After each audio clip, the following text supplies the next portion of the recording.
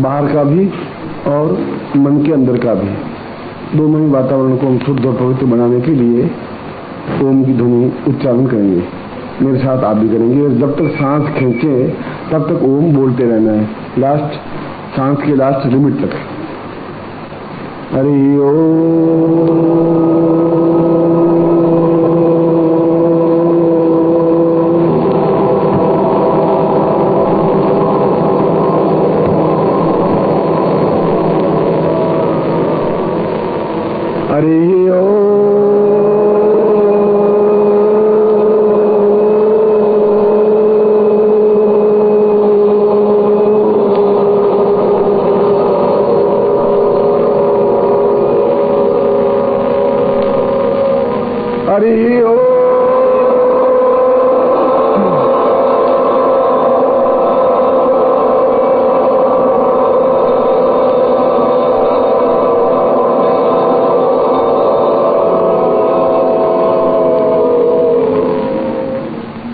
भविष्यन्दुराम पूर्वाय तोस्मानं सकृते कल्याणतां दीर्घो तोस्मानं सा महालक्ष्मी आगच्छ पूर्णत्वं सा सुरभि पवित्रे स्थो पूर्णा दीर्घा तोस्मानं सा तुभ्यं संपदेमृत्यं मोजोति पूर्णा सा पवित्र दिवसे सुनाम धन्य दिवसे सा चैतन्यं परिपूर्णा तोस्मानं सा तुभ्यं संपदे। कल मैंने अपने प्रवचन में आपको समझाया था कि वो क्षण अपने आप में बहुत महत्वपूर्ण होते हैं जिन क्षणों में हम विशेष रूप से कोई पूजन प्रयोग या साधना कर लेते हैं। इसलिए दीपावली की रात्रि को भी हर समय पूजन नहीं हो सकता। दीपावली की रात्रि को सिंह लग्न में ही पूजन होता है या वृषभ लग्न में ही पूजन होता है। ऐसा क्यों होता है? इसलिए कि वो स्थिर लग्न होते हैं और लक्ष्मी घर में स्थिर बनी रह सके, इसलिए स्थिर लग्न में ही पूजा की जाती है। पूरी रात्रि में 3 बार चर लग्न आते हैं, चर माने विचलित होने वाले। 3 बार द्विस्वभाव लग्न आते हैं जो चर भी होते हैं स्थिर भी होते हैं, और 3 बार स्थिर लग्न आते हैं जो स्थायित्व देने वाले समय है, क्षण है। लक्ष्मी की साधना या पूजा दीपावली की रात्रि को या तो वृषभ लग्न जो कि स्थिर लग्न है या सिंह लग्न में ही की जाती है। क्यों स्थिर लग्न में और सिंह लग्न में क्यों जाती है? इसलिए कि घर में पूर्ण रूप से लक्ष्मी स्थायित्व हो सके, यानी पूरी रात्रि दीपावली की रात्रि ही कहलाती है। इसलिए उस समय में जो कुछ भी किया गया कार्य हो वो अपने आप में अत्यंत उज्जवल और श्रेष्ठ और सिद्ध होता है। मनुष्य के भाग्य में कोई आवश्यक नहीं है कि वो महालक्ष्मी या लक्ष्मी लिखी हुई हो, ऐसा आवश्यक नहीं है। हजारों हजारों नहीं लाखों लोग ऐसे हैं जो दरिद्री हैं, गरीब हैं, निर्धन हैं, असहाय हैं, अपाहिज हैं, और इसलिए है कि उनके भाग्य में वह चीज लिखी हुई है ही नहीं। यद्यपि परिश्रम करने में कोई कमी नहीं है, तो बहुत परिश्रम करते भी हैं, भागदौड़ भी करते हैं, झूठ से भी करते हैं, उसके बावजूद भी उनके घर में धन का स्थायित्व नहीं आ पाता। और धन का स्थायित्व नहीं आने के पीछे कारण यह है कि उनके भाग्य में वह चीज लिखी हुई है ही नहीं तो परिश्रम करने के बाद वो क्यों नहीं मिल पाती? परिश्रम वो पूरा करते हैं, मेहनत करते हैं, मजदूरी करते हैं, नौकरी करते हैं, व्यापार करते हैं, दुकान सबसे पहले खोलते हैं। दुकान खोलने के बाद भी उनको दिन भर में ग्राहक मिलते नहीं, और उसके पास वाली दुकान बहुत ज्यादा तेज चलती रहती है। कारण क्या है? कारण यह है कि उसके भाग्य में वो लाइन लिखी हुई नहीं है जो लाइन विधाता ने लक्ष्मी से संबंधित लिखी हो, या न्यून लिखी होगी, हो कमजोर लिखी होगी। तो क्या किसी के जीवन में, किसी के भाग्य में अगर महालक्ष्मी की लाइन नहीं है तो क्या जीवन में दरिद्र ही रहेगा? शास्त्र में कहा ऐसा नहीं है। यदि शास्त्र का सहारा लेता है, यदि साधना का सहारा लेता है, तो उस भाग्य लिपि को बदल सकता है। ज्योतिष नहीं बदल सकता है, आप नहीं बदल सकते, आपका पुरुषार्थ नहीं बदल सकता, परिश्रम नहीं बदल सकता, क्योंकि पुरुषार्थ करने में आपने कोई कसर नहीं रखी, मेहनत करने में आपने कोई कमी रखी नहीं। मगर बिना परिश्रम और इतना अधिक परिश्रम करने के बावजूद भी जीवन में धन की प्राप्ति नहीं हो पाती, या कारखाना बंद हो जाता है, या मिल चल नहीं पाती है, या दुकान नहीं चलती है, या घर में निर्धनता रहती है, जबकि आपके परिश्रम और बुद्धि में कोई कमी नहीं है। कई बार आपने अनुभव किया होगा कि आप दूसरे को गाइड करते हैं, उस रास्ते में चल के बहुत सक्सेस हो जाता है और आप नहीं हो पाते। तुम उसको कहते हो कि इस प्रकार से दुकान खोल लेते हैं, काम चल जाएगा, वो चला लेता है और आप जैसे तैसे रह जाते हैं। आपका भाई संपन्न हो जाता है, आप नहीं हो पाते। ऐसी क्या स्थिति है? यह स्थिति भाग्य में न्यूनता की वजह से है और प्रत्येक व्यक्ति के जीवन में कोई न कोई कमी विधाता लिख ही देता है। किसी को धन है तो पुत्र नहीं है, धन और पुत्र है तो स्वास्थ्य नहीं है, ये तीनों चीजें हैं तो घर में शांति नहीं है, और यदि ये सब चीज है तो शत्रु बाधा बहुत है। अगर ये भी सब पांचों चीजें ठीक हैं तो गवर्नमेंट की कोई न कोई ऊपर प्रॉब्लम है जिसकी वजह से अनुकूलता नहीं मिल पाती, सभी सुख जीवन में नहीं मिल पाते। और मनुष्य का तात्पर्य है कि जीवन में सभी सुखों का भोग करे, सब कुछ जीवन में देखे, आनंद करे, अनुभव करे। जो कुछ जीवन में भोगना है, देखना है, ऐश करना है, भोग विलास करना है, बस सब कुछ करे। मैं तो अपने शिष्यों को कहता हूं कि ऐसा भूखे मरने की जरूरत नहीं है, व्रत उपवास करने की जरूरत नहीं है। भगवान ने बहुत भोज्य पदार्थ और भोग्य पदार्थ बनाए हैं, होटलें बनाई हैं, रेस्टोरेंट बनाए हैं, अच्छे कपड़े बनाए, कपड़ों की दुकानें बनाई हैं, और ये सब आप लोगों के लिए ही है। विज्ञान रोज तरक्की इसलिए करता है कि आप उसका उपयोग करें। वायुयान इसलिए बनाए कि आप विदेश यात्रा घूमें, देखें, और आप नहीं कर पाते हैं। और इसलिए नहीं कर पाते हैं कि आपके पास में ऐसा कोई सक्षम गुरु नहीं है, ऐसी कोई साधना नहीं है, ऐसा कोई मार्ग नहीं है, ऐसा कोई रास्ता नहीं है जिसके रास्ते पर चल करके आप उस जगह पहुंच सकें जो अपने आप में पूर्ण भोग और मोक्ष का रास्ता है। भोग का मतलब अय्यासी नहीं है, भोग का मतलब कोई स्त्री से छेड़खानी नहीं है। भोग का मतलब है कि हम आनंद पूर्वक उस जीवन को प्राप्त करें और वो सारे जीवन के जो कुछ पदार्थ हैं उनका उपयोग करें, कर सकें। शरीर है और आप खा नहीं पाए, डॉक्टर ने मना कर रखा है, वो आपके सामने आपके नौकर हलवा खा रहे हैं, आप बैठे बैठे देख रहे हैं, दाल का पानी पी रहे हैं, तो डॉक्टर ने कहा कि आप दाल का पानी, मूंग का दाल का उबला हुआ पानी पी सकते हैं, बाकी कुछ खा नहीं सकते। और वो हलवा पूरी उड़ा रहे हैं, आप मन में कुड़ रहे हैं, सारा मेरे ही घर का घी खा रहे हैं, सारे कुछ कर नहीं रहे। आप ड्राइविंग कर नहीं पा रहे हैं, बैठे हैं पीछे। मैंने सेठ जी को देखा है, सेठ जी के नाम तो नहीं बताऊंगा मगर आपकी दिल्ली के ही हैं, और कुल 128 किलो वजन है। कार के अंदर वो घुसते हैं तो कार में ये कंधा थोड़ा सा कार में डालते हैं, पीछे से नौकर धक्का देता है एकदम से, तो धड़ से अंदर घुस जाते हैं। मैं बिल्कुल दिल्ली की घटना कह रहा हूँ, नाम उचित बताना उचित नहीं है, मगर ये स्थिति होती है। कार में बैठ गए तो उनके लिए स्पेशल वो पीछे की सीट बनाई हुई है। मेरे घर में आए थे बड़ी मुश्किल से, सोफे पर बैठे तो सोफा धड़ से उनके साथ सोफा के नीचे बैठ गए। उनका महाराज आप बहुत धन्य कि सोफा मजबूत होना चाहिए। मैंने कहा मुझे थोड़ी मालूम था आप सोफे पर आके बैठेंगे।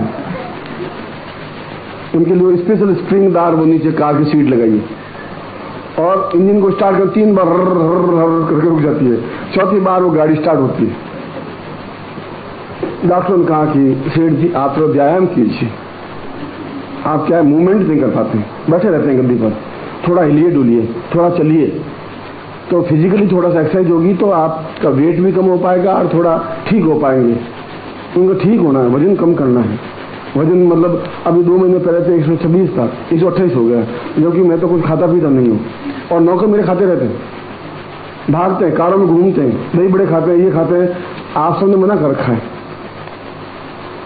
दूसरे दिन नौकर को आज ही मैं अब सुबह उठ करके घूमूंगा, थोड़ा ये ध्यान रखना। तो डॉक्टर ने कहा है मुझे घूमना है और स्लिम होना है क्योंकि जीवन में कुछ करना है। दूसरे दिन साहब वो निकले, वो पाजामा पहना, ऊपर कुर्ता पहना, एक कलफदार और बिल्कुल बाल बाल संवारे, अच्छी तरह से तैयार हुए, टिप टॉप, बाद में छड़ी पकड़ी, और उम्र 52 साल है, बहुत लंबी छोटी उम्र नहीं है, 52 ओनली। बाहर निकले तो जैसे झूमता हुआ हाथी निकल रहा हो वैसे निकले, ऐसे मतलब हाथी तो फिर भी पतला दिखाई दे। अब बाहर निकले तो ड्राइवर को कहा तुम गाड़ी पीछे पीछे लेके चल। ड्राइवर बेचारा सोचा न मालूम सेठ जी किस में गिर पड़े, कोई पता नहीं, तो गाड़ी पीछे पीछे लेके चल रहा है। 10-12 कदम चले, गाड़ी नजदीक दिखला, बैठ गए, घूम के वापस घर आ गए। ये उनकी सुबह प्रातःकालीन घूमने की दिनचर्या हुई। अगर आप ऐसा बनना चाहते हैं तो ऐसा भी आप बन सकते हैं। वो साधना में मुझे आती है, यदि आप चाहें तो ऐसा सेठ जी मैं बना सकता हूँ आपको, महीने भर में बना दूंगा, कोई टाइम नहीं लगेगा।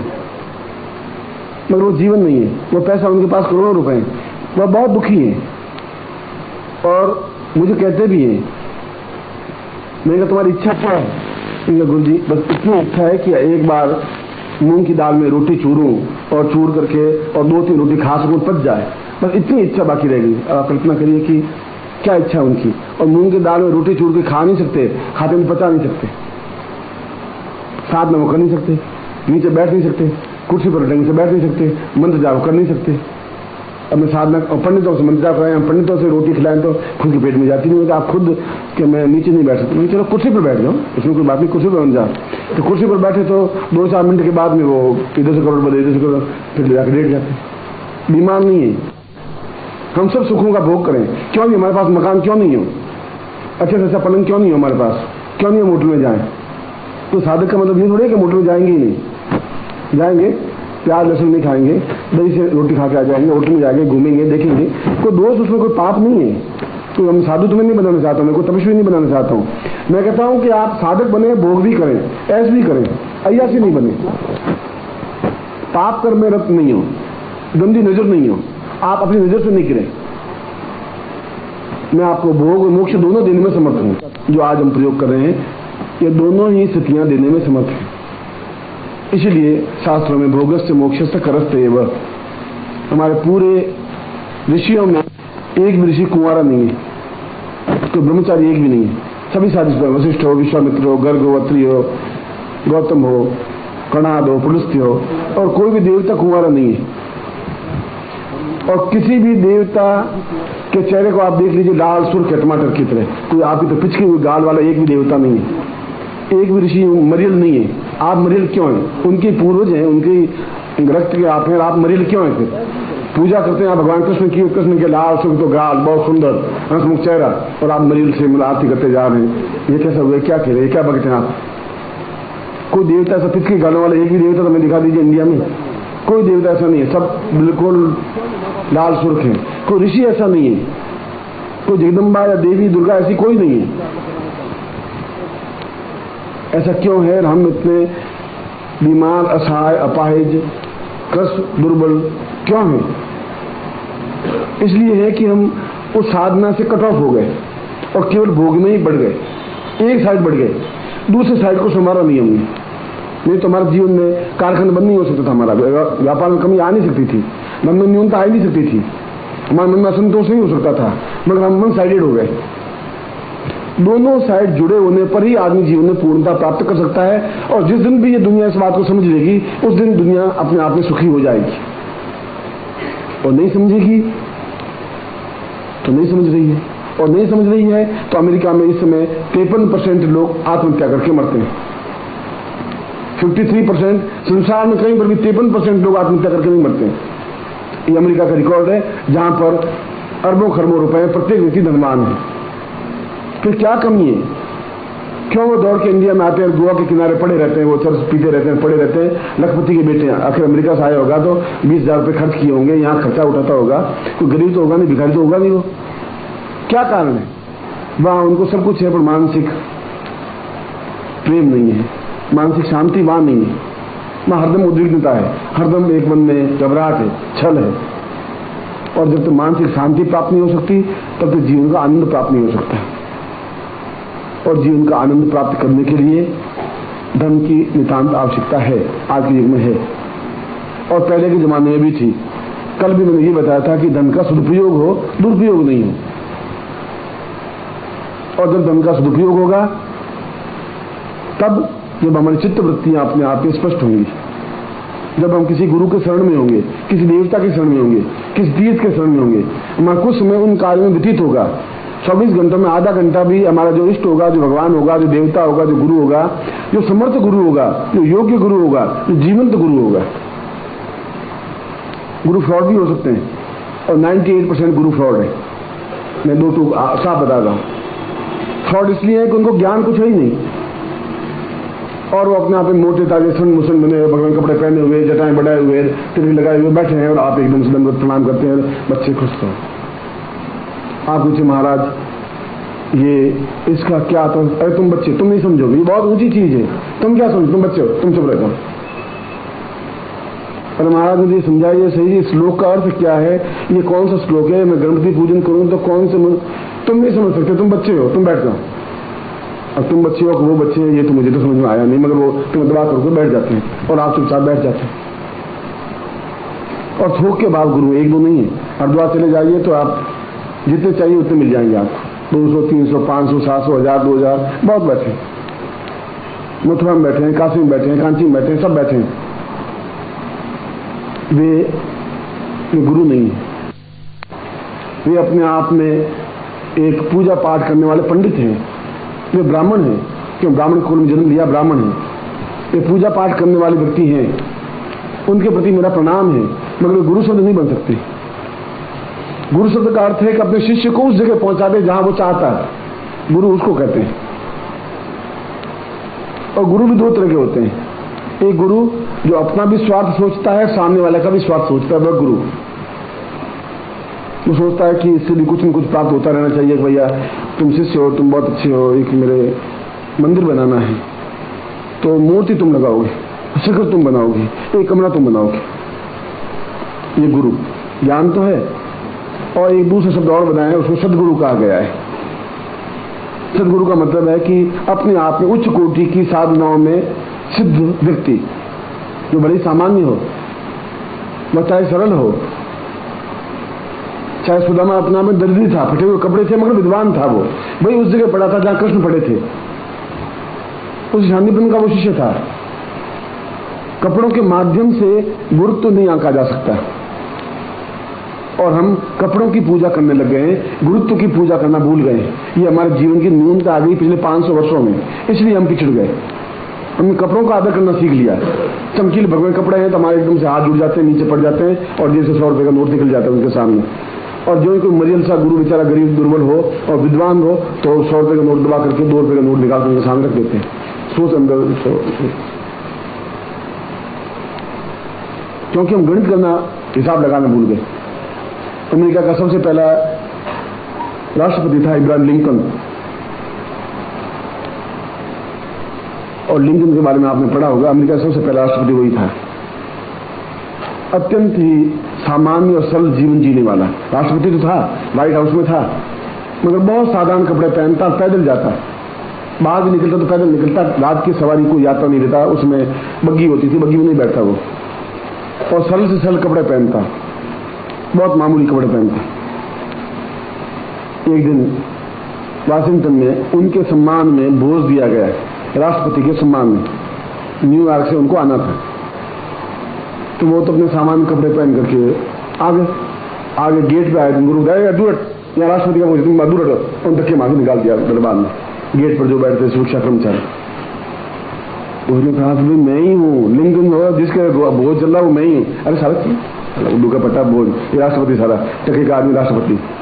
उसने कहा कि आप अंदर जाके पूछ लो, किसी को बुला के दिखा दो, मैं वही हूँ जिसके बारे में इंतजार करें, आधा घंटा ज्यादा हो गया है, नहीं अमेरिका के राष्ट्रपति। उन्होंने कहा 2 थप्पड़ मारे, हटा दिया पीछे।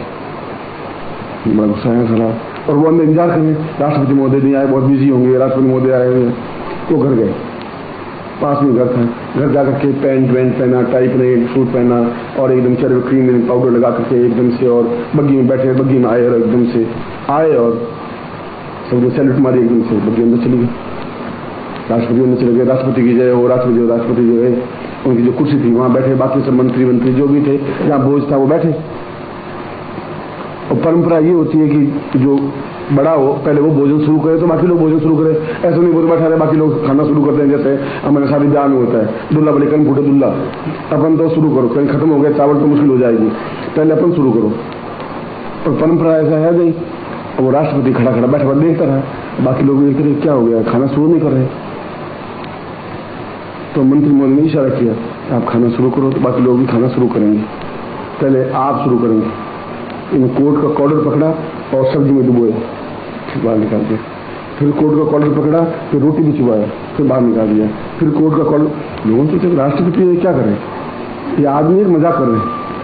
फिर उन्होंने थोड़ा पूरी का टुकड़ा तोड़ा और उसके चोड़न लगाया कोट के कॉलर के, फिर हटा दिया। 2-3 सब्जियों गए, मंत्री के आप कर क्या रहे हैं, लोगों ने पूछा। उनका कि मेरी इज्जत यहाँ कुछ नहीं है, इस कोट की इज्जत है, मुझे 3 बार धक्के देके निकाल दिया था, ये कोट के पहन के आया तब मेरी इज्जत शुरू हुई, इसलिए कोट की इज्जत मैं कर रहा हूं। मैं तू है तब मैं राष्ट्रपति हूं, तू नहीं होता तो मैं राष्ट्रपति था ही नहीं। इसलिए आप उन कपड़ों की इज्जत करते हैं, उसकी इज्जत नहीं कर पा रहे हैं। उसके अंदर ज्ञान क्या है उसको आप पहचान नहीं पा रहे हैं। कपड़े चमकीले हैं तो आप इज्जत सम्मान कर रहे हैं, जबकि आपकी अंतर्दृष्टि होनी चाहिए कि ज्ञान कहां पर है। गुरु है या सदगुरु है या पाखंडी है या दूत है या ठग है या क्या चीज है, इतनी आपकी अंतर्दृष्टि होनी चाहिए।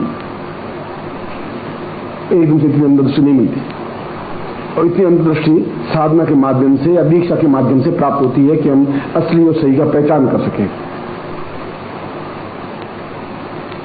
और जब हम सभी तरह से संपन्न हो पाएंगे, जब सभी दृष्टियों से अपने आप में खुशहाल हो पाएंगे, वह महालक्ष्मी साधना के माध्यम से ही है। मगर ये दिन, जैसा मैंने बताया, जन्माष्टमी से लगा करके और नवरात्रि तक के दिन अपने आप में बेजोड़ दिन हैं। आप इन दिनों का महत्व नहीं समझ पा रहे हैं, इन साधनाओं का महत्व भी नहीं समझ पा रहे जो मैं करवा रहा हूं। किसान भी उस दिन नहीं समझ पा रहा है जब गेहूं, बहुत कीमती गेहूं, अच्छे से अच्छे गेहूं, बेटों को तो खिलाते हैं बाजरे की सोगरे या मक्की की रोटी खिलाते हैं, और बहुत अच्छे कीमती गेहूं जमीन के अंदर फेंक देता है वो, और उसके ऊपर और रेत डाल देता है। वो ये समझ रहा है कि आज उसका फल मुझे नहीं मिल रहा है, मगर आज से 4 महीने बाद एक एक गेहूं कम से कम 100-100 दाने लेके बाहर खड़ा होगा। वो किसान समझता है।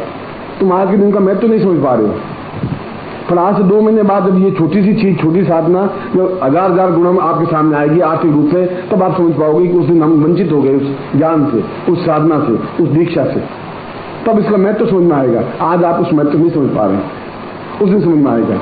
उस दिन किसान नहीं समझ पा रहा है, पर मैं समझ रहा हूं कि मैं जो तुम्हें साधनाएं करवा रहा हूं वह कैसी साधनाएं हैं, वह अपने आप में प्रामाणिक श्रेष्ठतम साधनाएं हैं।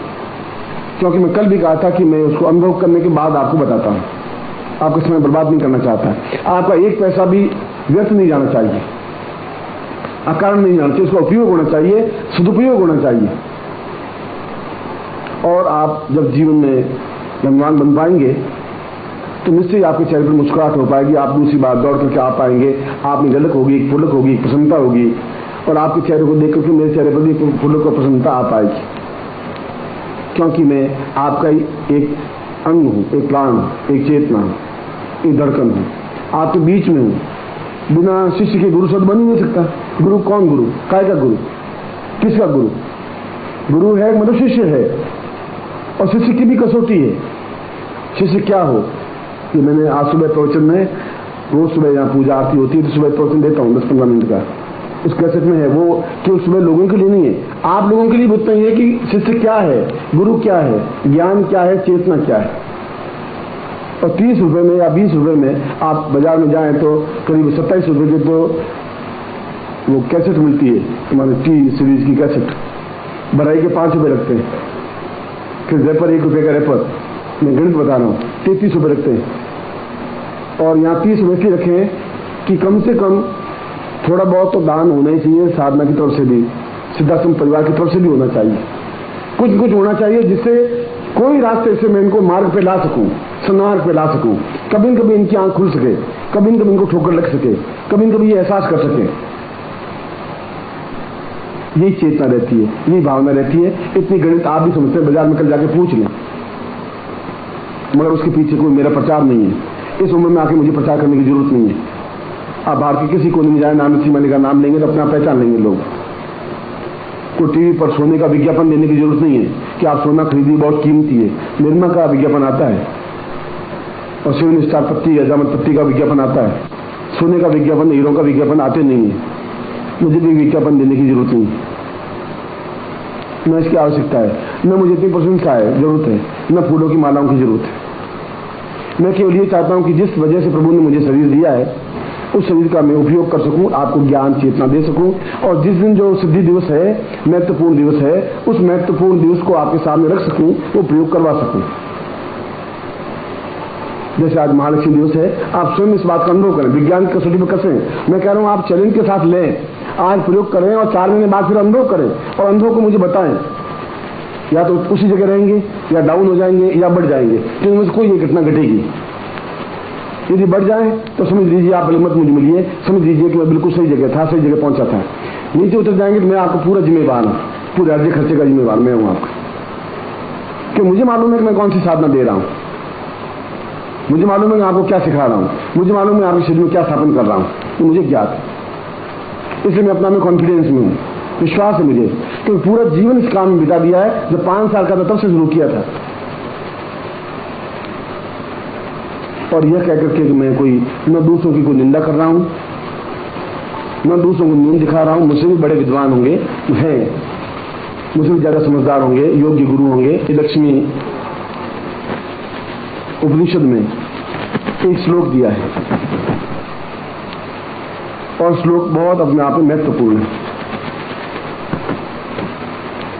वो पूरा उपनिषद पढ़ने लायक है। ऐसी चीजें आ जाएगी जिनको हम अपनी बहू बेटियों को देख नहीं पाते। ऐसा जीवन हो गया है, न धर्म रहा है, न जीवन रहा है, न कर्तव्य रहा है, न मर्यादा रही है, न एक दूसरे को सम्मान रहा है। हमारे जमाने में ऐसा था ही नहीं कि हम अपने पिता का चरण स्पर्श करने के बाद में प्रातःकालीन कार्य प्रारंभ करते। आजकल मुझे शायद 100 में से एक आध घर दिखाई देता हो कि कोई बेटा सुबह उठ के बाप को प्रणाम करता हो। ऐसा मुझे अनुभव हो नहीं रहा है। क्या हो गया 20-25 साल में, इतना क्या हो गया?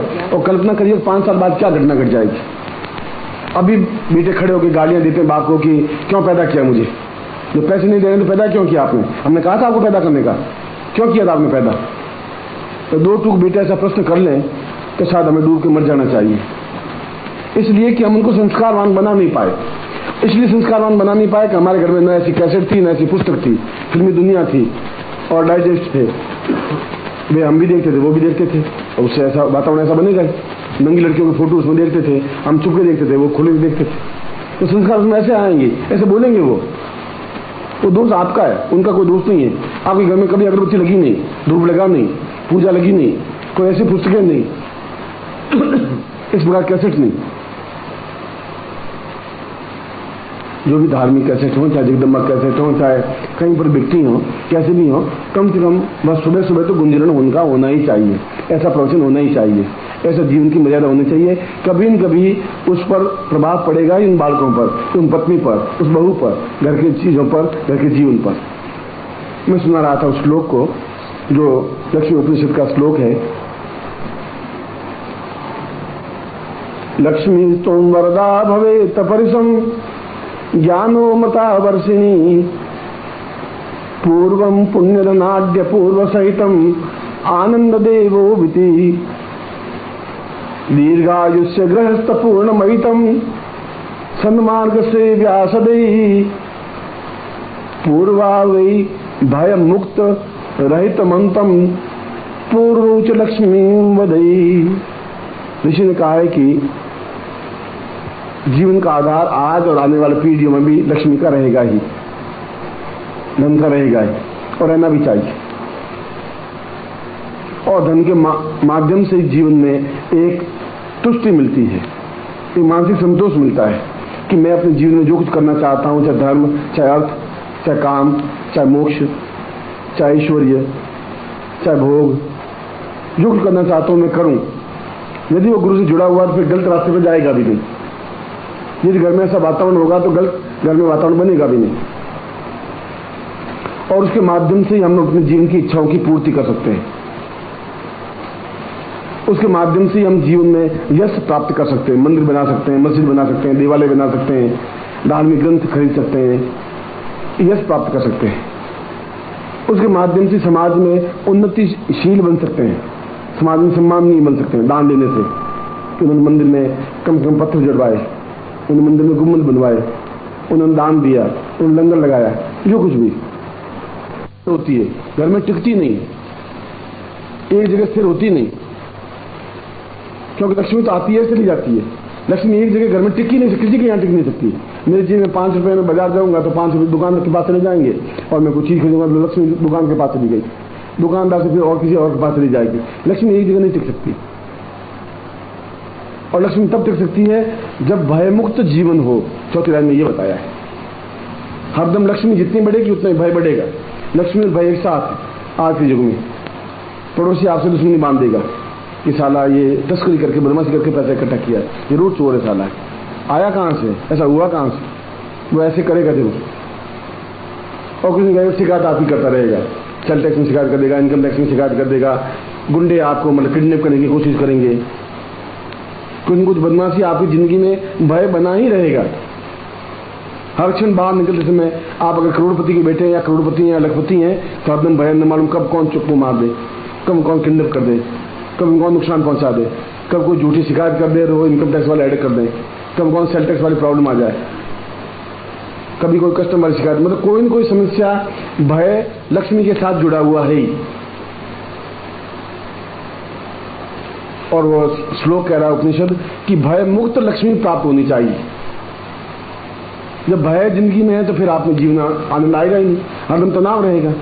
कहाँ रखें, कैसे रखें, कहाँ छुपाएं, करें क्या।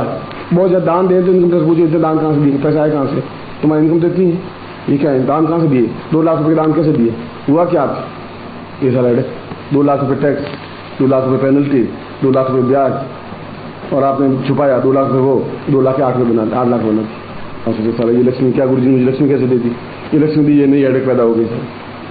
इस वजह पहले ही अच्छे थे तो ये समस्या तो नहीं थी, ये किडनी पे वाली तो हेडेक नहीं थी हमारे। कम से कम किडनी में हमारे क्या ले जाए, कुर्ता ले जा भैया, बनियान ले जा, हम हैं जैसे हैं खड़े हैं, वो करेगा तुम्हें किडनी क्या करेगा।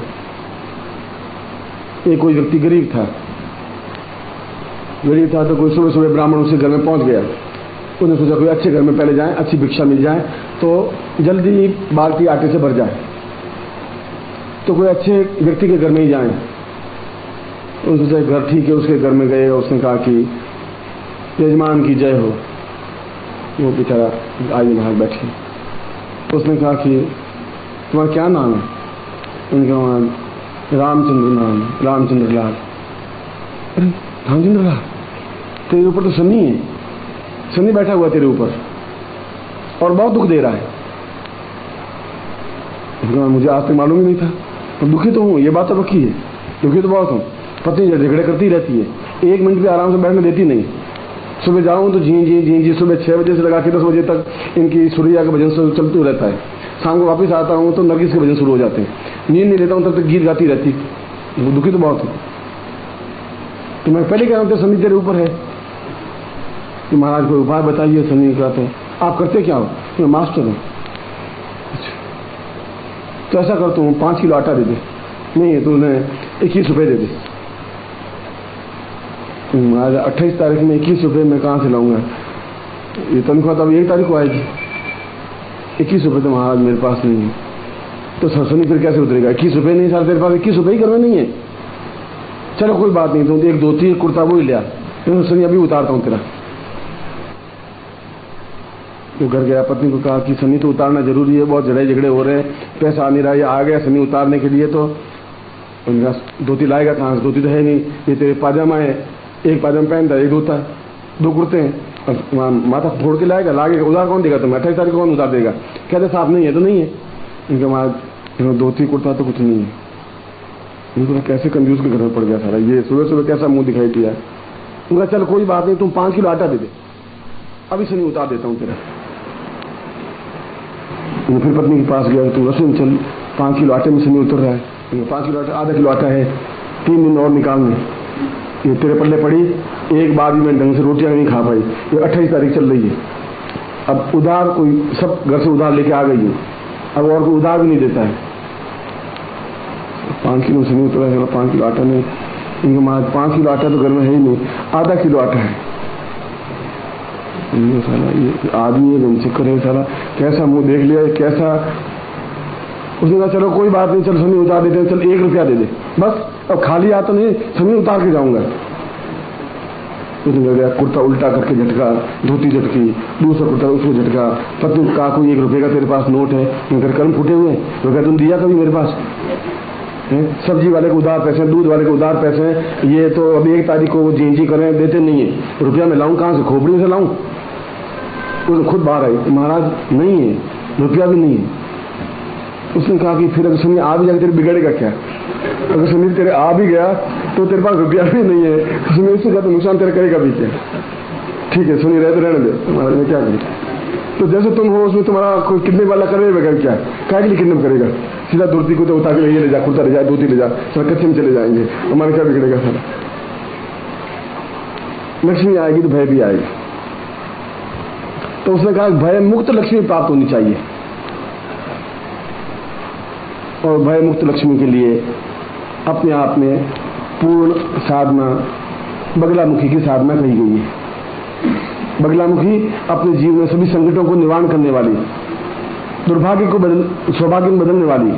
बगलामुखी का तो शायद ऐसा कोई भारतीय नहीं होगा जिसने नाम नहीं सुना होगा, जिसने कि किसी भी शत्रुओं पर पूर्ण रूप से प्रहार करने वाली, वज्र की तरह प्रहार करने वाली। शत्रु रहे ही नहीं जीवन में। अब सब एक शत्रुता करता है तो वह सीधा सरल चले, जिन बाधा नहीं हो, परेशानी नहीं हो, कष्ट नहीं हो, पीड़ा नहीं हो, चिंता नहीं हो, भय मुक्त जीवन बने, निर्भय, कहीं भी चले जाएं तो कोई उसके सामने टिक नहीं सके। इतनी उच्च कोटि की बगलामुखी साधना होती है जिसका कोई हिसाब नहीं होता। जीवन की श्रेष्ठतम साधना है, अद्वितीय साधना है, जो वज्र की तरफ प्रहार करती है शत्रुओं पर, हमारे पापों पर, हमारे दुर्भाग्य पर, हमारे कष्टों पर, हमारी पीड़ाओं पर, हमारे शत्रुओं पर और हमारे दुर्भिक्ष पर। और शास्त्रों में कहा है कि जिसने बगलामुखी साधना कर ली उसने जीवन में सब कुछ प्राप्त कर लिया है, क्योंकि उसके समान, बगलामुखी के समान जीवन में कहीं किसी प्रकार की कोई साधना नहीं है। चाहे लक्ष्मी साधना है, चाहे छिन्नमस्ता साधना है, चाहे कुबेर साधना है, चाहे वैष्णवी साधना है, चाहे सरस्वती साधना है, पर बगलामुखी साधना के बिना जीवन में निर्भयता नहीं आ सकती। जीवन में डर, भय, आशंका, अकाल मृत्यु, कष्ट, पीड़ा, राज्य भय, बीमारी, असत्यता, अपाहिजता, निर्धनता, ये सब कुछ अपने आप में निवृत्ति के लिए शास्त्रों ने बगलामुखी प्रयोग को अपने आप में पूर्ण बताया है। और एक बगलामुखी प्रयोग सिद्ध होने के बाद में उसकी आंखों में वह चमक और तेज आ जाती है कि सामने वाला उसे आंख नहीं मिला पाता है, उसकी हिम्मत नहीं पड़ती। बस 1000 लोगों के सामने अगर बोल जाए तो सामने झुक के खड़े रहते हैं। अब सब उसके सामने बोल नहीं सकते। भय, उनको राज्य भय व्याप्त नहीं हो सकता, किसी प्रकार का जीवन का भय नहीं रह सकता, अकाल मृत्यु नहीं हो सकती, घर में तनाव नहीं रह सकता, घर में दुख नहीं रह सकता, घर में दारिद्र्य नहीं रह सकता, कष्ट नहीं रह सकता, पीड़ा नहीं रह सकती। और वास्तव में जीवन की, मेरे पूरे जीवन को यदि मैं निचोड़ करके देखूं तो बगलामुखी साधना के समान और कोई साधना नहीं है। भय रहित जीवन यापन करने के लिए, भय मुक्त जीवन, निश्चिंत जीवन, निर्द्वंद्व जीवन, निर्भीक जीवन। फिर चेहरा उदास नहीं रहता, फिर मरा हुआ चेहरा नहीं रहता, तो ऐसा नहीं लगता चेहरे पर सरवटें पड़ गई हैं, तो ऐसा नहीं लगता कि जीवन में हर समय तनाव रहे, ऐसा कुछ नहीं रहता। जीवन अपने आप में स्वर्णिम बन जाता है, देदीप्यमान बन जाता है। जिसने महालक्ष्मी साधना के साथ साथ या 10 महाविद्याओं में से बगलामुखी साधना कर ली, तो जीवन में सब कुछ प्राप्त कर लिया। जो जीवन में न्यूनता है, किसी प्रकार की भी न्यूनता, जो कहने की हो, जो नहीं कहने की हो, जो नहीं कह सके, जो कह सके। पुत्र का विवाह नहीं हो रहा है, पुत्र आज्ञाकारी नहीं है, पुत्र के विवाह में विलंब हो रहा है, पुत्र नहीं हो रहा है, भय है, घर में लड़ाई है, झगड़े हैं, मारपीट है, तनाव है, भाइयों में दुश्मनी है, पड़ोसियों से दुश्मनी है, व्यापार में कोई समस्या है, तंत्र भय है, कोई तांत्रिक प्रयोग है, ये सब कुछ भय है। इन सब भयों से निवृत्ति केवल बगलामुखी साधना के माध्यम से ही संभव हो सकती है। इस श्लोक में भी जहाँ लक्ष्मी उपनिषद है, वहां पर भी उसने कहा कि लक्ष्मी हो, पर भय रहित हो। और भय की निवृत्ति के लिए लक्ष्मी तो लक्ष्मी प्रदान करेगी, मिठाई तो मिठाई देगी, मिठाई नमकीन बन नहीं सकती, तो मिठाई खाऊं और नमकीन होनी चाहिए, ये चल नहीं सकती। मिठाई अपने आप में स्वादिष्ट मीठी होगी, नमकीन अपने आप में नमकीन होगा। बगलामुखी अपने आप में पूर्ण जीवन के अभावों को दूर करने वाली होगी, लक्ष्मी अपने आप में धन देने वाली होगी। धन दे मगर उसका उपयोग कर सकें, भोग कर सकें और निर्भय होकर भोग कर सकें। किसी प्रकार के कारखाने में हड़ताल नहीं हो, घर में लड़ाई झगड़े नहीं हो, पति पत्नी के बीच मतभेद नहीं हो, तनाव नहीं हो, टेंस नहीं हो, रात को नींद आराम से आ सके, जीवन निर्द्वंद्व हो सके, एक अपने आप में पूर्ण मस्ती के साथ जीवन व्यतीत कर सके। ऐसी उच्च कोटि की साधना, बगलामुखी साधना मैं कल आप में से जो भी साधक होंगे उनको ये साधना और अद्वितीय साधना संपन्न करवाऊंगा, जो कि मेरे पूरे जीवन की हजारों साधनाओं में से यदि मैं देखूं तो श्रेष्ठतम साधना बगलामुखी साधना कही गई है। और कहता हूं क्योंकि वह है तो फिर जीवन में कोई कमी है ही नहीं। फिर लक्ष्मी आए और लक्ष्मी का भोग करें, जीवन में स्वास्थ्य प्राप्त करें, आनंद लें, जब घर में शांति हो, घर में बैठने का इच्छा होगी, राज्य भय रहेगा नहीं, उन्नति हो पाएगी और जीवन में सब कुछ प्राप्त हो पाएगा। मैं आपको धीरे धीरे उस जगह पहुंचा देना चाहता हूं जहां जीवन में कोई न्यूनता आपके रहे ही नहीं। खैर ये तो कल प्रयोग बगलामुखी प्रयोग करवा रहा हूं, पहले तो मैं इस समय लक्ष्मी साधना, महालक्ष्मी प्रयोग। सबसे पहले हम बैठ जाएं और हाथ जोड़े, गणपति स्मरण करें।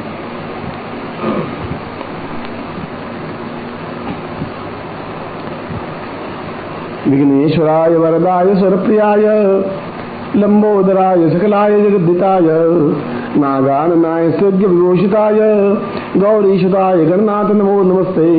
भक्तातिनाशन पराय गणेश्वराय सर्वेश्वराय सुभदाय सुरेश्वराय विद्याधराय विकटाय स्वामनाय भक्त प्रसन्न वरदाय नमो नमस्ते।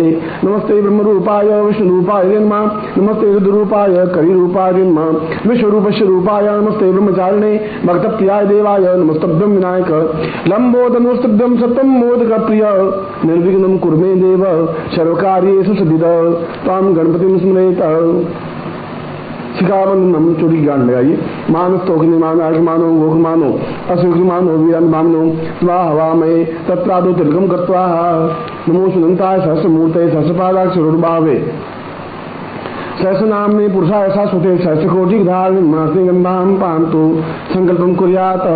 आसन जल लेकर के संकल्प करें। ओम विष्णु विष्णु विष्णु भारत से भद्रखंडे जमुदीपे सालिमान साके बुद्धावतारे समसे समने को समता 2052 भाद्रपद मासे सुखियासनायाम भौमासे अप्राप्त लक्ष्मी प्राप्त प्राप्त लक्ष्मीनाशिकाशनाम सकल मानसकामना सिद्धतम लोके वासे बाह्य राजद्वारे सर्वत्र यश विजय लाभादि प्राप्त भार्यस्य पुत्रस्य बान्धवस्य अखिल कुटुंब सहितस्य समस्त भय व्याधिला पीड़ा मृत्यु परिहार द्वारा आयु आरोग्य अमुक गोत्रोत्पन्नो हम अपना गोत्र बोलिए, अमुक शर्मा हम नाम बोलिए, ताम पूर्णत्व प्राप्त निमित्तम महालक्ष्मी जिन ताम पूर्ण सिद्धि प्राप्त निमित्तम सदगुरु प्राप्त था सिद्धि ताम विष्णु पूर्ण सिद्धि ताम साधना तभ्यम संपर्क छोड़ दीजिए। यज्ञोपवीतम धारयामी नमः। आपके सामने यज्ञोपवीत होगा, वो लीजिए, खोलिए, गांठ को पकड़ के खोलेंगे तो खुल जाएगा इजीली, और ऊंचा उठाइए। बल बुद्धि साहस तेजस्विता प्राप्त निमित्तम यज्ञोपवीतम परमेश्वर से लिंगोक्ता देवता नहीं होगा। यज्ञोपवीतम परम पवित्रम प्रजापति सहजम पुरस्कार आयुषम ग्रम प्रतिमुंज शुभ्रम यज्ञोपवीतम बलमसु तेजाम किरणोपनियामी। सुन दीजिए, पहले दुपट्टा हटा दीजिए आराम से पूरा, फिर उसको पहन लीजिए आराम से, फिर पुराना उतार दीजिए, नहीं तो दुपट्टा बीच में अड़ेगा, आपको आधा घंटा लगेगा। दुपट्टा फेंक देंगे तो जल्दी पहन लेंगे, पहन लीजिए और पुराना एक उतार दीजिए। एतावत् पर तुम ब्रह्मत्वम नारतम मया जीवता कृत्या गोगत्य सूत्र था सुखम। अब आपके सामने माला है, पहले माला को हाथ में लीजिए, सिर्फ माला को, और दोनों हाथों में लीजिए खोल के। माले माले महामाई सरस्वती स्वरूपिणी चतुर्वर्ग तस्मान सिद्धिदाम भव पूर्ण सिद्धि प्राप्त निमित्तम सा ऐश्वर्यम तेदम तुभ्यम इदमो ज्योति पूर्ण सा तुभ्यम संपर्क दे। गले में धारण कर लीजिए।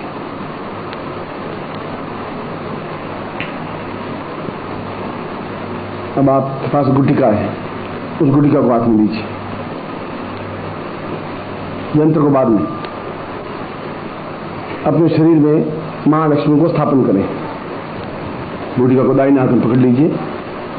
पूर्णम ऐश्वर्य महालक्ष्मी स्थापयामि मां ताम चित्तम भाग्यलक्ष्मी स्थापयामि मां ऐश्वर्यं ताम नेत्र ज्योति लक्ष्मी स्थापयामि मां एतस्मानं पूर्वाग्रहण लक्ष्मी स्थापयामि मां मुखे वाग्देवी लक्ष्मी स्थापयामि मां ग्रीवायाम सरस्वती लक्ष्मी वाक्सिद्धि लक्ष्मी स्थापयामि मां वक्ष स्वरूप पूर्णत्व लक्ष्मी स्थापयामि मां हरे हरेश्वरी लक्ष्मी स्थापयामि मां उदरेशां पूर्णम गृहस्थ स्व लक्ष्मी स्थापयामि मां नाभूषा ब्रह्म लक्ष्मी स्थापयामि मां हस्तोषां पूर्ण इंद्र लक्ष्मी स्थापयामि मां पृष्ठोषा पूर्णत्व लक्ष्मी स्थापयामि मां सर्वे लिंगानि पूर्वायतो स्वानं सकृते सखामि सर्वत्र अंग प्रत्यंगम लक्ष्मी स्थापयामि नमः।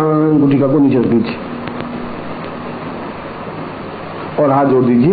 मैं आपके शरीर में 108 लक्ष्मी को स्थापन कर रहा हूं। उसके लिए यंत्र अपने हाथ में ले लीजिए और प्लास्टिक हटा दीजिए। गुटिका को नीचे रख दीजिए। तिलकम कृत्वा कुमकुम पड़ा है, उस कुमकुम से उसको पूरी तरह से लेप कर दीजिए। यंत्र को पूरा कुमकुम लेकर के उसको लाल कर दीजिए, पूरे यंत्र को, बिंदी लगाने की जरूरत।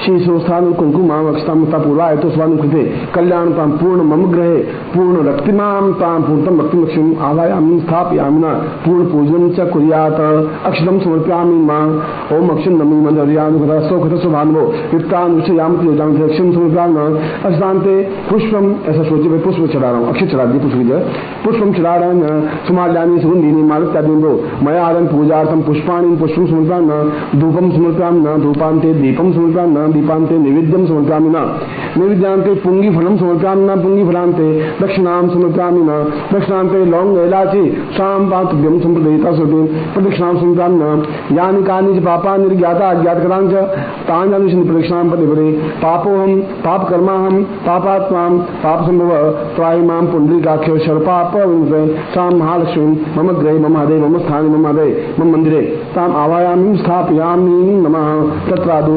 108 पूर्ण शक्तिपात युक्तम मम हृदय पूर्ण लक्ष्मी आवायामि पूर्णत्म स्थापयामि न शीघ्र लक्ष्मी आवायामि मम व्यापार वृद्धे स्वराज्य कार्य राज्य कार्य मतलब नौकरी राज्य कार्य समस्त कार्य सा पूर्णत्व प्राप्त निमित्तम शीघ्र लक्ष्मी उन्नति प्राप्त सर्व सुख सौभाग्य धन धान्य ऐश्वर्य प्रतिष्ठा तां पूर्णतम तुभ्यम संपर्दयतां गुरुमुखेन एतोस्मान् सा तुभ्यम कल्याणतम दीर्घो कल्याण लक्ष्मी आवां स्थापयामि नमः।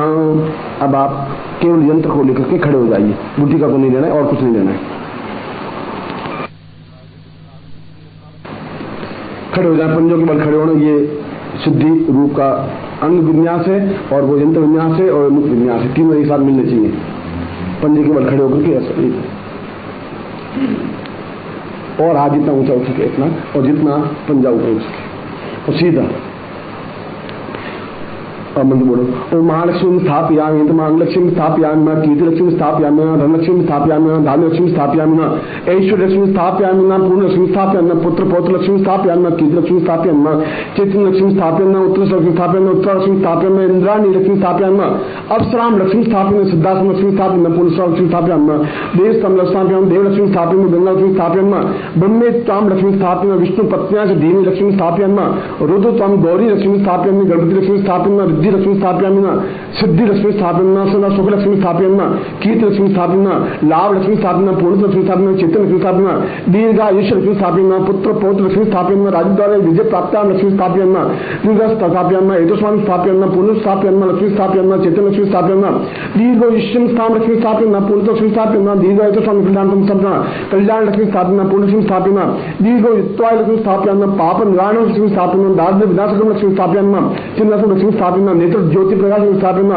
रोग निवृत्ति लक्ष्मी स्थापयामि न पूर्ण लक्ष्मी स्थापयामि न एतस्मान् लक्ष्मी स्थापयामि न आहूत लक्ष्मी स्थापयामि न पूर्ण लक्ष्मी स्थापयामि न अभाव न्यूनताम न्यून लक्ष्मी स्थापना पूर्वाचन समझे पूर्वा लक्ष्मी स्थापना गुरु लक्ष्मी स्थापना गुरुत्तम लक्ष्मी स्थापना पुरुषार्थ लक्ष्मी स्थापना पौर लक्ष्मी स्थापना सौंदर्य लक्ष्मी स्थापना चैतन्य लक्ष्मी स्थापना नाभो लक्ष्मी स्थापना ब्रह्मा लक्ष्मी स्थापना कीर्त लक्ष्मी स्थापना दीर्घायुष्य लक्ष्मी स्थापयामि सा चैतन्य लक्ष्मी स्थापना पूर्ण लक्ष्मी स्थापना दीर्घायुष्य लक्ष्मी स्थापना एतस्मान् सखि कल्याणं दीर्घोयुक्त्वाय बला व्यवस्थित स्वामी सहस्रम अथो जीव सर्वसुधम्मा देवसाम पूर्वायतम शांति एतस्मानं मन शांति ग्रह शांति सुख शांति सौभाग्य शांति पुत्र पौत्र लक्ष्मी शांति पत्नी शांति तम पति शांति सा पुरुषम पूर्वायत स्वामी शक्ति कल्याणं दीर्घोयुक्त्वां सा बला व्यवस्थित बुद्धत्वाय सहस्रा अथो जीव सर्वसुधम्मा दीर्घो एतस्मानं सखि कल्याणं पूर्णो पूर्णां भविपरां पदसुपूर्णां पुंगरापदां वस्तुविकायमूर् जगुं सदकतो हो पूर्णा चेतुंसा पूर्वाय तो स्वामी शक्ति की नाम नवापुरासी दीर्घा युक्तवाय बलाय वचसे बुझात्वाय सहस्रम मतो जीव सर्वस्तम्मा दीर्घो युक्तवाय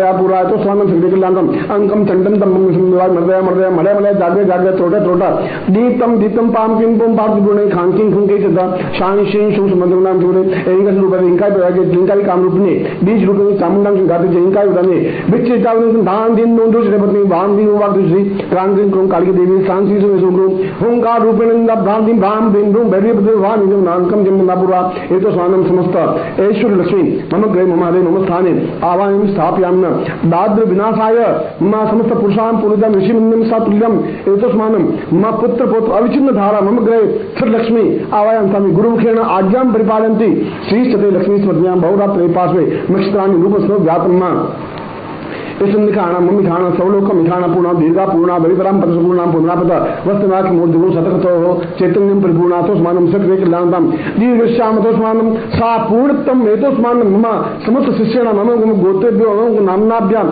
समस्त शिष्याणाम पूर्ण रक्षण सब अभाव दुख दारिद्र्य कष्ट पीड़ा निवारणार्थम सुख सौभाग्य धन धान्य ऐश्वर्य अपरिताम पूर्णता सात मोजो पूर्णा सात कल्याणतम दीर्घ सुंदर ससमुद्र पूर्वा सहस्राक्ष सहस्रपाद सहस्रपाद पूर्वा समस्त सौभाग्यम पूर्वा हेतोस्मानम सक्रिय कल्याणतम चैतन्य हेतोस्मानम पूर्वासंते दीर्घायुत्वाय बलाद पूर्वादोनम लक्ष्मी आवायामि आवायामि आवायामि स्थापयामि स्थापयामि स्थापयामि कीर्तन कीर्तन कीर्तन चित्तम चित्तम चित्तम अन्नपूर्णा अन्नपूर्णा तम दीर्घाम दीर्घा दीर्घम आयुषम आयुषम आसम पुत्र पुत्र पुत्रम स्थापयामि धनम धनम धनम तांते पूरा समस्त मनोकामना सिद्धाय सा पूर्ण सिद्धिम आवायाम कीर्तन दीर्घवतो समदोराम जीवन पूर्वासा नमस्ता सर्व पूर्वा हेतोस्मान पूर्वात्मदिव्यम इदम सिंहोजी पूर्णाम विग्रहम पूर्णा पुनर्गा वस्तु जगुण सततो सा चैतन्यम परिचैतन्यम कल्याणतम महादेव स्वामी कीर्त वतोस्मान सा दीर्घ वतोस्मान सा समस्त रोग निवृत्तम सौंदर्य प्राप्ताय पौरुष प्राप्ताय दीर्घायुष्य प्राप्ताय सौभाग्य प्राप्ताय पूर्ण प्राप्त शीघ्र शीघ्र कार्य सिद्ध है गुरु मुखे संपूजन तुभ्यम संप्रादे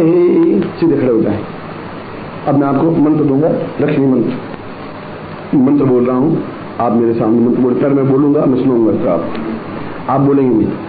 ओम, फिर मैं बोल रहा हूँ, कैसे बोलूंगा? श्रीम, इसमें मैं, सब में म ध्वनि है इस पूरे में। बोलिए ओम श्रीम ह्रीम श्रीम ऐश्वर्य महालक्ष्मी श्रीम ह्रीम श्रीम ओम नमः। ओम श्रीम ह्रीम श्रीम ऐश्वर्य महालक्ष्मी श्रीम ह्रीम श्रीम ओम नमः। ओम श्रीम ह्रीम श्रीम ऐश्वर्य महालक्ष्मी श्रीम ह्रीम श्रीम ओम नमः। आप जिनका आपने हाथ में रहेगा हाथ खोल दें, मैं आपको आशीर्वाद दे रहा हूं। ओम मंत्रार्था सफला संतो पूर्णाम संतु मनोर्था शत्रुनाम मुदिनाशोस्तु मित्राणाम मुदिस्वा ऋग्वेद यजुर्वेद सामवेद यथन ब्रह्म वाक्यस्थान त्यमनन्तीन तत्सत्वान अष्टांग प्रस्थितुन्तिम गणन्ति इंद्रा चत्वारो वर्धते लक्ष्मी आयु बुद्धि यशो बलम श्रीवर्चस्मायुषम आरोग्यम मावरत्मानुमयी से दानिम धनम पुष्पुत्र लाभम सत्संवत्सरम दीर्घमायु यजमान पुत्रवान सुकुमार लक्ष्मीवान भवः। अब क्या करना है वो समझा देता हूँ। आपके घर में जहाँ भी तिजोरी हो, जहाँ भी गहने रखते हो, जहाँ भी कपड़े रखते हो, धन रखते हो या पैसे रखते हो, दुकान में घर में, उस गुटिका को तो उस जगह रखना है। इस यंत्र को पूजा स्थान में रखना है, जहाँ आपके पूजा स्थान। जो माला है, इस माला से खड़े होकर के एक माला मंत्र जाप करना है और केवल 21 दिन करना है एक माला मंत्र जाप। और यदि किसी ने आप नहीं कर सके तो आपकी पत्नी कर सकती है, आपकी बेटी कर सकती है, आपका बेटा कर सकता है, कोई भी घर का परिवार का सदस्य कर सकता है। मगर आप खुद करें तो ज्यादा अच्छा लगेगा और उसमें केवल 10 मिनट लगेंगे, इससे ज्यादा नहीं लग सकता है। 108-22 मंत्र को उच्चारण करने में अभ्यास होने के बाद में केवल 10 मिनट लगते हैं। 10 मिनट आप खर्च कर सकते हैं, मगर ये मंत्र खड़े होकर के किया जा सकता है। घर का दीपक लगा दें, सुगंधित अगरबत्ती लगा दें, और यदि आपके घर में इत्र हो तो उस घी के दीपक में एक बूंद इत्र की डाल दें। सुगंधमय दीपक होना चाहिए, सुगंधमय अगरबत्ती होनी चाहिए, और आप भी सुगंधमय मतलब शरीर पर भी इत्र आप लगा सकते हैं। इसमें कोई जरूरी नहीं है कि आप ऐसे ये पहने ही, वो धोती पहने हुई होनी चाहिए, ऊपर ये चादर होनी चाहिए, कुर्ता पहन सकते हैं मगर ऊपर चादर ही होनी चाहिए, और सुगंधमय आप हों, और गुलाब के पुष्प से आप इस यंत्र की पूजा करें। यदि गुलाब के पुष्प नहीं है तो कोई पुष्प हो, कोई पुष्प नहीं है तो चावल हो। मैं इसलिए बताऊं कि फिर आप तकलीफ नहीं हो। मगर पूर्ण विधि ये है कि 120 दिन तक एक माला मंत्र जाप आप स्वयं करें, खड़े होकर के करें, यंत्र के सामने करें, सुगंधित दीपक हो, सुगंधित अगरबत्ती हो, और पूर्ण मनोयोग पूर्वक मंत्र जाप करें। और 4 महीने बाद आप मुझे मिलें जरूर, इस पॉइंट पर मुझे उत्तर जरूर दें। और मैं आपको आशीर्वाद देता हूं कि आपके जीवन में सभी दृष्टियों से पुण्य, श्रेय, श्रेष्ठता, यश, सम्मान और कीर्ति मिले। ऐसा ही मैं आपको हृदय से आशीर्वाद देता हूं।